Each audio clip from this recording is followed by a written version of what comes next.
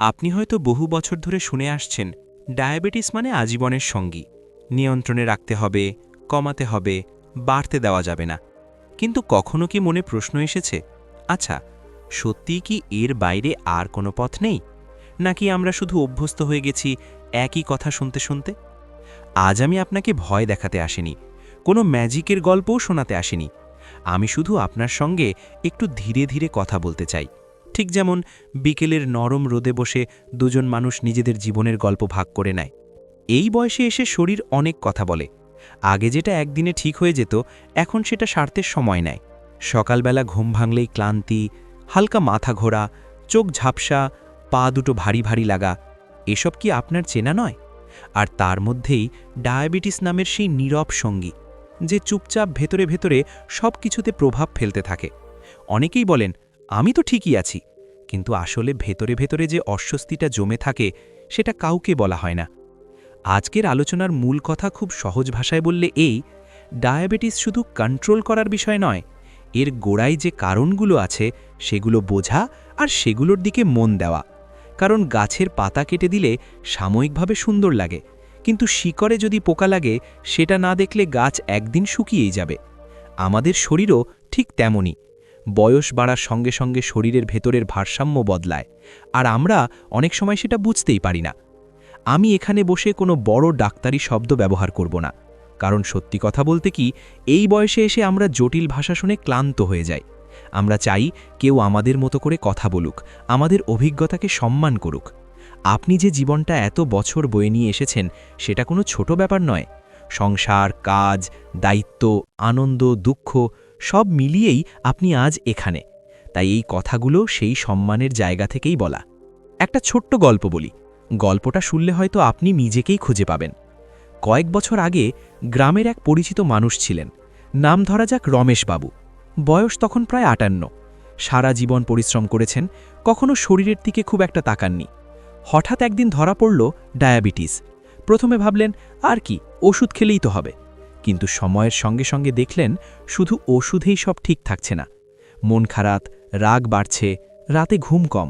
সবচেয়ে বড় কথা, নিজের ওপর বিশ্বাসটা যেন ধীরে ধীরে কমে যাচ্ছিল। রমেশবাবু একদিন বলেছিলেন, আমার সবচেয়ে কষ্ট হয় এই ভেবে যে আমি কি আর কখনো আগের মতো স্বাভাবিক হতে পারবো না। এই প্রশ্নটাই আসলে আমাদের আজকের আলোচনার কেন্দ্রবিন্দু। স্বাভাবিক মানে শুধু রিপোর্ট ঠিক থাকা নয়, স্বাভাবিক মানে মনের শান্তি, শরীরে হালকা ভাব আর ভবিষ্যৎ নিয়ে অযথা ভয় না থাকা। এই ভিডিওটা খুবই গুরুত্বপূর্ণ, শেষ পর্যন্ত দেখুন, কারণ আমরা শুধু তথ্য নয়, একটা ভাবনা ভাগ করে নিচ্ছি। এমন একটা ভাবনা যেটা হয়তো আপনাকে নতুন করে নিজের শরীরের সঙ্গে বন্ধুত্ব করতে শেখাবে। অনেক সময় আমরা শরীরকে শত্রু ভাবতে শুরু করি, এই শরীরটাই আমাকে কষ্ট দিচ্ছে। কিন্তু সত্যি কথা হলো, শরীর আমাদের সঙ্গে কথা বলতে চায়। প্রশ্ন হলো, কি আমরা শুনতে শিখেছি? তবে এক মুহূর্ত দাঁড়ান। এই আলোচনা শুরু করার আগে আমি আপনাদের কাছ থেকে কিছু জানতে চাই। আপনি ঠিক এখনই এই আলোচনাটি কোন জায়গা থেকে দেখছেন? আর আপনার বর্তমান বয়স কত? নিচে কমেন্টে অবশ্যই জানাবেন, কারণ আমাদের প্রতিটি কথোপকথনই আপনাকে আরও ভালোভাবে বুঝতে সাহায্য করে। আপনি যখন কমেন্টে লিখবেন, তখন হয়তো দেখবেন আরও অনেক মানুষ একই বয়সের একই অনুভূতির কথা লিখছেন। তখন একটা অদ্ভুত ভালো লাগা কাজ করে, আমি একা নই। এই অনুভূতিটাই অনেক সময় ওষুধের থেকেও বেশি শক্তিশালী হয়। এখন আবার আমাদের কথায় ফিরে আসি। ডায়াবেটিস নিয়ে সবচেয়ে বড় ভুল ধারণা কি জানেন? আমরা ভাবি এটা হঠাৎ করে হয়, কিন্তু আসলে এটা বছরের পর বছর ধরে তৈরি হওয়া একটা প্রক্রিয়া, ধীরে ধীরে। ঠিক যেমন নদীর পাড় ভাঙে একদিনে ময়, প্রতিদিন একটু একটু করে। খাদ্যাভ্যাস, ঘুমের অভাব, মানসিক চাপ, শরীরচর্চার অভাব সব মিলিয়ে শরীর একসময় বলে, আর পারছি না। এই বয়সে এসে সবচেয়ে দরকার যেটা, সেটা হলো নিজের শরীরের সঙ্গে নতুন করে পরিচয় করা। আপনি হয়তো ভাবছেন, এত বছর তো কেটে গেল, এখন আর কি বদলাবে? কিন্তু বিশ্বাস করুন, শরীর অবাক করার মতো ক্ষমতা রাখে। একটু যত্ন, একটু বোঝাপড়া পেলেই সে সাড়া দেয়। ঠিক যেমন পুরনো বন্ধুর সঙ্গে অনেকদিন পর দেখা হলে প্রথমে একটু অস্বস্তি থাকে, তারপর ধীরে ধীরে গল্প জমে ওঠে। আজকের যে কথাগুলো বলছি, সেগুলো কোনো রাতারাতি পরিবর্তনের গল্প নয়। এটা একটা যাত্রার কথা, যেখানে আপনি নিজেই নিজের সঙ্গী। এখানে ভয় দেখানো নেই, আছে ধৈর্য, আছে নিজের প্রতি একটু মমত্ব। কারণ এই বয়সে এসে সবচেয়ে বেশি যেটা ভুলে যাই, সেটা হলো নিজেকে ভালোবাসা। আপনি হয়তো ভাবছেন, প্রাকৃতিক উপায় মানে আবার কি? এই কথাটাও খুব সহজ। প্রাকৃতিক মানে এমন কিছু যেটা শরীরের স্বাভাবিক ছন্দের সঙ্গে লড়াই করে না, যেটা জোর করে কিছু চাপিয়ে দেয় না, বরং শরীরকে সুযোগ দেয় নিজেকে সামলে নিতে। ঠিক যেমন সকালে খোলা জানলা দিয়ে আলো ঢুকলে ঘরটা আপনাতেই উজ্জ্বল হয়ে ওঠে। রমেশবাবুর কথায় ফিরে যাই। তিনি একসময় বুঝতে পেরেছিলেন শুধু বাইরে থেকে কিছু নেওয়াই সমাধান নয়, ভেতরের অভ্যাসগুলো দেখাও জরুরি। তিনি ধীরে ধীরে নিজের দৈনন্দিন জীবনে ছোট ছোট পরিবর্তন আনলেন। খুব ছোট, এমন ছোট যে প্রথমে কেউ গুরুত্বই দেয়নি, কিন্তু কয়েক মাস পরে যখন তার চোখের চাউনি বদলাতে শুরু করল, মুখে হাসি ফিরল, তখন সবাই অবাক। এই গল্পটা বলার উদ্দেশ্য একটাই, আশা দেওয়া। মিথ্যে আশা নয়, বাস্তবসম্মত আশা। আপনি হয়তো আজ যেখানেই থাকুন, শহরে বা গ্রামে, একা বা পরিবারের সঙ্গে, এই কথাগুলো আপনার জন্যই। কারণ বয়স 50-এর পরে সবচেয়ে বড় সম্পদ হল অভিজ্ঞতা, আর সেই অভিজ্ঞতা যদি সঠিক পথে ব্যবহার করা যায় তাহলে শরীরও তার ফল দিতে জানে। এই ভিডিওটা শেষ পর্যন্ত দেখুন, কারণ এখানে বলা প্রতিটা কথা ধীরে ধীরে আপনার ভেতরে কাজ করবে। হয়তো আজ না, কিন্তু আগামী কয়েকদিনে কোনো এক সকালে উঠে মনে হবে, আচ্ছা, কথাগুলো তো ভুল নয়। আর সেখান থেকেই শুরু হয় পরিবর্তন। আজকের এই প্রথম শুরুতে আমি শুধু আপনার সঙ্গে একটা সম্পর্ক তৈরি করতে চেয়েছি। কোনো চাপ নেই, কোনো তাড়া নেই। আপনি আর আমি দুজন মানুষ জীবনের এই পর্যায়ে দাঁড়িয়ে শরীর আর সুস্থতা নিয়ে খোলাখুলি কথা বলছি। যদি এই কথাগুলো শুনে আপনার মন একটু হালকা হয়, তাহলেই আমাদের আজকের কথোপকথনের সার্থকতা। এখানেই আজ একটু থামি, ধীরে ধীরে, শান্তভাবে। আপনি শুধু নিজের ভেতরের অনুভূতিটাকে লক্ষ্য করুন, কারণ অনেক সময় উত্তরগুলো আমাদের ভেতরেই থাকে, শুধু একটু মন দিয়ে শোনার দরকার হয়। ডায়াবেটিস কন্ট্রোলের প্রথম এবং সবচেয়ে গুরুত্বপূর্ণ জায়গা হলো খাবার অভ্যাস। আমি ডায়েট শব্দটা ইচ্ছা করেই ব্যবহার করছি না, কারণ ডায়েট মানে আমাদের মাথায় আসে কষ্ট, বঞ্চনা, না খাওয়ার তালিকা। কিন্তু বাস্তবে দরকার হলো বুঝে খাওয়া। কি খেলে শরীর ভালো থাকে আর কি খেলে শরীর চুপচাপ ক্ষতি জমাতে থাকে, এই বোঝাপড়াটাই আসল। অনেকেই মনে করেন, আমি তো খুব কম খাই, তবুও কেন সুগার বাড়ে?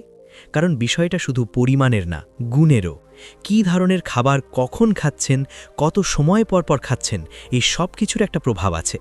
বিশেষ করে এই বয়সে এসে খুব দীর্ঘ সময় না খেয়ে থাকা শরীরের জন্য ভালো নয়। এতে শরীর আরও বেশি অস্থির হয়ে ওঠে। একটা গল্প বলি, এই গল্পটা শুনলে হয়তো আপনার নিজের দৈনন্দিন জীবনের কথাই মনে পড়বে। একজন মহিলা ছিলেন, বয়স প্রায় 52। তিনি খুব গর্ব করে বলতেন, আমি তো ভাত প্রায় খাই না। কিন্তু তার সুগার কমছিল না। পরে ধীরে ধীরে বোঝা গেল, ভাত কমালেও তিনি অনিয়মিত সময় খেতেন। সকালে কিছু না খেয়ে দুপুরে অনেকটা খেয়ে নিতেন। শরীর এই অনিশ্চয়তাটাই সহ্য করতে পারছিল না। যখন তিনি নিয়ম করে অল্প অল্প করে খেতে শুরু করলেন, তখনই ধীরে ধীরে পরিবর্তন এলো। খাওয়ার সঙ্গে সঙ্গে আরেকটা জিনিস খুব জরুরি, চিবিয়ে খাওয়া। শুনতে খুব সাধারণ লাগলেও এই অভ্যেসটার প্রভাব অনেক গভীর। দ্রুত খেলে শরীর ঠিকভাবে বুঝতেই পারে না কতটা খাবার ঢুকছে। ধীরে মন দিয়ে চিবিয়ে খেলে শরীর তাড়াতাড়ি সিগন্যাল দেয়, হয়েছে, আর দরকার নেই। এরপর আসে চলাফেরা। এখানে আমি ব্যায়াম শব্দটা খুব ভারী করে বলবো না, কারণ এই বয়সে সবাই জিমে যেতে পারবেন এমনটা নয়। কিন্তু শরীরকে একটু নড়াচড়া করানো, এটা খুব দরকার। দিনের মধ্যে কিছুটা সময় নিজের শরীরের জন্য রাখা। সেটা হতে পারে হালকা হাঁটা, হতে পারে বাড়ির ভেতরেই ধীরে ধীরে চলাফেরা। অনেকে বলেন, হাঁটলে হাঁটু ব্যথা করে। এটা সত্যি, কিন্তু পুরোপুরি বন্ধ করে দিলে সমস্যা আরও বাড়ে। অনেক সময় ধীরে শুরু করলেই শরীর মানিয়ে নেয়। 5 মিনিট, তারপর 7 মিনিট, তারপর 10 মিনিট, এইভাবে। শরীরকে শাসন নয়, বোঝানো দরকার। রমেশবাবুর কথা মনে আছে? তিনি প্রথমে হাঁটার নাম শুনলেই বিরক্ত হতেন, বলতেন, সারাদিন কাজের পর আবার হাঁটা। কিন্তু তিনি একদিন সিদ্ধান্ত নিলেন, সকালে নয়, বিকেলে। সূর্য একটু নরম হলে পাড়ার রাস্তায়। প্রথম দিন মাত্র 5 মিনিট, কিন্তু সেই 5 মিনিটেই তিনি একটা জিনিস টের পেলেন, মনটা হালকা হচ্ছে। সেটাই তাকে পরের দিন আবার বেরোতে সাহস দিল। ডায়াবেটিস কন্ট্রোলের আরেকটা বড় স্তম্ভ হলো ঘুম। এই বিষয়টা আমরা প্রায়ই হালকাভাবে নিই, কিন্তু কম ঘুম বা অগোছালো ঘুম সরাসরি সুগারের ওপর প্রভাব ফেলে। রাত জেগে টিভি দেখা, ফোন দেখা, এসব অভ্যেস ধীরে ধীরে শরীরের স্বাভাবিক ছন্দ ভেঙে দেয়। এই বয়সে এসে শরীর নিয়ম চায়। ঘুম মানে শুধু বিছানায় শুয়ে থাকা নয়, শান্ত ঘুম। ঘুমানোর আগে মাথার ভেতনের চিন্তাগুলো একটু গুছিয়ে নেওয়া। অনেকেই বলেন, চিন্তা করলে কি করব? চিন্তা তো আসবেই, কিন্তু সেগুলোকে সঙ্গে নিয়ে ঘুমোতে গেলে শরীর বিশ্রাম পায় না। ঘুমানোর আগে একটু শান্ত সময়, হালকা আলো, একটু নিরিবিলি পরিবেশ, এই ছোট ছোট জিনিস অনেক বড় কাজ করে। আরেকটা খুব গুরুত্বপূর্ণ বিষয় হলো মানসিক চাপ। ডায়াবেটিস আর টেনশন যেন হাতে হাত ধরে চলে। সংসারের চিন্তা, ছেলেমেয়ের ভবিষ্যৎ, নিজের শরীর, সব মিলিয়ে যেন মাথার ভেতরে একটানা আওয়াজ। কিন্তু এই মানসিক চাপ সরাসরি শরীরের ভেতরের ভারসাম্য নষ্ট করে। অনেকেই বলেন, চিন্তা না করে থাকা কি সম্ভব? সম্ভব না, কিন্তু চিন্তাকে একটু আলাদা করে দেখা সম্ভব। সব চিন্তা একসঙ্গে বয়ে নিয়ে না চলা। দিনের মধ্যে এমন কিছু সময় রাখা যখন আপনি শুধু নিজের সঙ্গে থাকবেন। সেটা হতে পারে প্রার্থনা, হতে পারে গান শোনা, হতে পারে চুপচাপ বসে থাকা। খাওয়ার সঙ্গে সঙ্গে যে জিনিসটা আমরা ভুলে যাই সেটা হলো জল। হ্যাঁ, জল। শরীরের ভেতরের অনেক কাজ ঠিকমতো হওয়ার জন্য জল খুব দরকার। অনেক সময় দেখা যায় পর্যাপ্ত জল না খেলে সুগারের ওঠানামা আরও বেশি হয়। শরীর তখন ঘন হয়ে যায়, রক্ত চলাচল ঠিক থাকে না। নিয়ম করে অল্প অল্প করে জল খাবার অভ্যেস শরীরকে অনেকটা সহায়তা করে। ওষুধের কথাও বলতে হবে, কারণ অনেকেই ভাবেন ওষুধ মানেই খারাপ, আবার অনেকেই ওষুধের ওপর পুরোপুরি নির্ভরশীল হয়ে পড়েন। সত্যিটা মাঝামাঝি। চিকিৎসকের পরামর্শ অনুযায়ী ওষুধ খাওয়া দরকার, কিন্তু একই সঙ্গে নিজের জীবনযাত্রার দিকেও নজর দিতে হবে। শুধু ওষুধ খেয়ে সব দায়িত্ব সারিয়ে ফেললে শরীর একসময় প্রতিবাদ করে। ডায়াবেটিস কন্ট্রোল মানে নিজেকে শাস্তি দেওয়া নয়, পছন্দের সব কিছু একেবারে বাদ দেওয়া নয়, বরং বুঝে নেওয়া কখন, কতটা, কিভাবে। এই বোঝাপড়াটা তৈরি হতে সময় লাগে, কিন্তু একবার হলে জীবন অনেক সহজ হয়ে যায়। এই ভিডিওটা খুবই গুরুত্বপূর্ণ, শেষ পর্যন্ত দেখুন, কারণ অনেক সময় আমরা ভাবি আমি তো সব জানি, কিন্তু জানার সঙ্গে সঙ্গে কাজে লাগানো জায়গাটাই আসল। আজ যদি আপনি এই কথাগুলোর মধ্যে থেকে একটাও অভ্যেস একটু বদলাতে পারেন, তাহলেই সেটা বড় জয়। এই অংশে আমরা শুধু কন্ট্রোলের কথা বললাম, খুব সাধারণ, খুব বাস্তব, কোনো চমক নেই, কোনো জোর নেই। আপনি আপনার গতিতে এগোবেন, শরীরকে সময় দেবেন, কারণ এই বয়সে এসে সবচেয়ে দরকার ধৈর্য। আমি এখানেই থামছি, কিন্তু আপনার ভেতরের ভাবনাটা চলতে দিন। কোন জায়গাটা আপনার জীবনের সঙ্গে মিলে গেল সেটা নিজেই খেয়াল করুন। অনেক সময় সেখান থেকেই সবচেয়ে বড় পরিবর্তনের শুরু হয়। এতক্ষণ আমরা ডায়াবেটিস কন্ট্রোল করার কথা বললাম, কিন্তু আপনার মনে হয়তো একটা প্রশ্ন ঘুরছে, আচ্ছা, কন্ট্রোলের বাইরে কি কিছু আছে? এই প্রশ্নটা খুব স্বাভাবিক, আর এই প্রশ্নটাই আসলে অনেক মানুষের জীবনে পরিবর্তনের দরজা খুলে দেয়। কারণ কন্ট্রোল মানে হলো সমস্যাকে সামলে রাখা, আর সমস্যার গোড়ায় যাওয়া মানে হলো তাকে বোঝা। ডায়াবেটিস হঠাৎ করে আকাশ থেকে পড়ে না, এটা ধীরে ধীরে তৈরি হয়। বছরের পর বছর ধরে শরীর যখন নিজের স্বাভাবিক ছন্দ হারাতে থাকে, তখন একসময় সে সংকেত দিতে শুরু করে। আমরা অনেক সময় সেই সংকেতগুলো উপেক্ষা করি। ক্লান্তি হলে বলি বয়স হচ্ছে, ঘুম কম হলে বলি চিন্তা বেশি, খিদে কম বেশি হলে বলি এটা তো স্বাভাবিক। কিন্তু শরীর আসলে আমাদের সঙ্গে কথা বলছিল। প্রাকৃতিক উপায়ে মুক্তির কথা বলতে গেলে প্রথমেই যে বিষয়টা আসে সেটা হলো শরীরের ভেতরের ভারসাম্য ফিরিয়ে আনা। শরীর নিজে নিজে অনেক কিছু ঠিক করতে পারে যদি তাকে সেই সুযোগটা দেওয়া যায়। কিন্তু আমরা এমন একটা জীবনে অভ্যস্ত হয়ে গেছি যেখানে সব কিছুর জন্য বাইরে থেকে কিছু নেওয়াই সমাধান বলে মনে হয়। এই বয়সে এসে সবচেয়ে বড় প্রাকৃতিক ওষুধ কি জানেন? নিয়ম। খুব সাধারণ একটা শব্দ, কিন্তু এর শক্তি অনেক। একই সময় ঘুম, একই সময় খাওয়া, একই সময় ওঠা বসা, এই নিয়মগুলো শরীরকে নিরাপত্তা দেয়। শরীর তখন আর ভয় পায় না যে কখন কি আসবে। এই নিরাপত্তাবোধ থেকেই ধীরে ধীরে ভেতরের কাজগুলো ঠিক পথে চলতে শুরু করে। একটা গল্প বলি, এই গল্পটা অনেকের জীবনের সঙ্গে মিলে যাবে। একজন মানুষ ছিলেন, বয়স প্রায় ৬০ ছুঁই। সারা জীবন খুব অনিয়মে কাটিয়েছেন। কখনো রাতে খাওয়া, কখনো গভীর রাতে ঘুম, কখনো আবার সকালবেলা কিছু না খেয়ে বেরিয়ে পড়া। ডায়াবেটিস ধরা পড়ার পর তিনি খুব ভয় পেয়ে গিয়েছিলেন, কিন্তু ওষুধের পাশাপাশি তিনি প্রথম যে কাজটা করেছিলেন সেটা হলো নিজের দিনের একটা ছন্দ বানানো। খুব কঠিন কিছু না, শুধু ঠিক করলেন এই সময় ঘুমাবেন, এই সময় খাবেন, এই সময় একটু হাঁটবেন। কয়েক মাস পর তিনি নিজেই বলেছিলেন, আমার মনে হচ্ছে শরীরটা আবার আমাকে চিনতে শুরু করেছে। খাওয়ার কথায় আবার ফিরে আসি, কিন্তু এবার একটু অন্যভাবে। প্রাকৃতিক মানে শুধু কি খাবেন সেটা নয়, কিভাবে খাবেন সেটাও। মন দিয়ে খাওয়া, শান্তভাবে খাওয়া, এই অভ্যাসগুলো শরীরের ভেতরের হরমোনের ওপর প্রভাব ফেলে। রাগ, দুশ্চিন্তা, তাড়াহুড়ো নিয়ে খেলে সেই খাবার শরীর ঠিকভাবে গ্রহণ করতে পারে না। আরেকটা খুব গুরুত্বপূর্ণ বিষয় হলো প্রকৃতির কাছাকাছি থাকা। এর মানে এই না যে আপনাকে পাহাড়ে বা জঙ্গলে চলে যেতে হবে। এর মানে হলো প্রতিদিন একটু আলো, একটু বাতাস, একটু খোলা জায়গা। সকালে বা বিকেলে কিছু সময় খোলা জানালার পাশে বসে থাকা, গাছের দিকে তাকানো, এই ছোট ছোট জিনিসগুলো মানসিক চাপ কমায়। আর মানসিক চাপ কমলে ডায়াবেটিসের ওপর তার সরাসরি ভালো প্রভাব পড়ে। অনেকেই জিজ্ঞেস করেন, কিছু প্রাকৃতিক উপাদান কি সাহায্য করে? এখানে খুব সাবধানে কথা বলা দরকার, কারণ কোনো এক জিনিস খেলেই সব ঠিক হয়ে যাবে এমনটা নয়। কিন্তু সঠিক খাদ্য, সঠিক সময়, সঠিক পরিমাণ, এই মিলটাই আসল। দেশি সহজ খাবার যেগুলো আমাদের শরীর ছোটবেলা থেকে চেনে, সেগুলোর দিকে ফিরে তাকানো অনেক সময় উপকার দেয়। জলের কথাটা এখানে আবার আলাদা করে বলতে হয়। নিয়ম করে পর্যাপ্ত জল শরীরকে ভেতর থেকে পরিষ্কার রাখতে সাহায্য করে। অনেক সময় শরীরের ভেতরের জড়তা, ভারী ভাব কমতে শুরু করে। এই জিনিসটা ছোট মনে হলেও প্রভাব বড়। প্রাকৃতিক মুক্তির আরেকটা বড় দিক হল নিজের শরীরের ওপর বিশ্বাস ফেরানো। অনেক বছর ধরে আমরা শুনে এসেছি এটা আর ভালো হবে না, এটা আজীবনের।